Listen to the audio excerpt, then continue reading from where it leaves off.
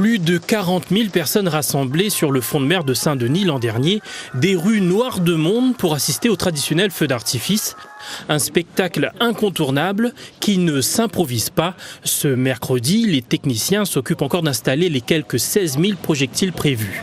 Alors là, je fais les connectiques des fils pour les compacts qui va être relié au boîtier central là-bas, qui va être redirigé vers le boîtier pour M. Hassan Banguila qui va diriger tout le feu d'artifice du 14 juillet. Plus de 650 kg de poudre et 4 tonnes de matériel pour un show de 30 minutes sur le thème des musiques de films. Toute cette partie-là est faite en amont, bien sûr, avec quasiment 3 semaines de programmation informatique. Vient ensuite la préparation de terrain, donc là on est à 4 jours d'installation de terrain avec quasiment 15 techniciens. Et bien sûr, il sera impossible de se rapprocher du site de mise à feu.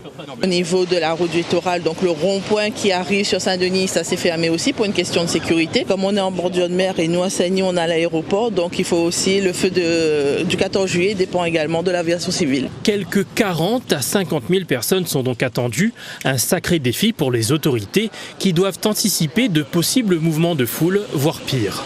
Évidemment, le risque zéro n'existant nulle part, mais tout est mis en œuvre pour que nous évitions tout dérapage et toute panique. Nous déployons au plus proche des rues adjacentes des véhicules anti-intrusion. En fait, ce sont des véhicules pour la plupart des doubles cabines, des véhicules légers, des tractopelles et des camions également, des poids lourds. Pour que la fête ne dérape pas, les arrêtés préfectoraux pris depuis le dernier épisode de violence urbaine restent en vigueur.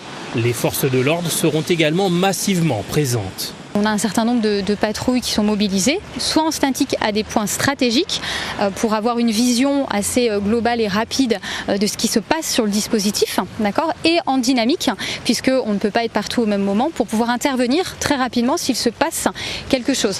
Au total, une douzaine de communes ont prévu d'offrir un feu d'artifice à leurs administrés. La soirée du 14 juillet promet d'être grandiose.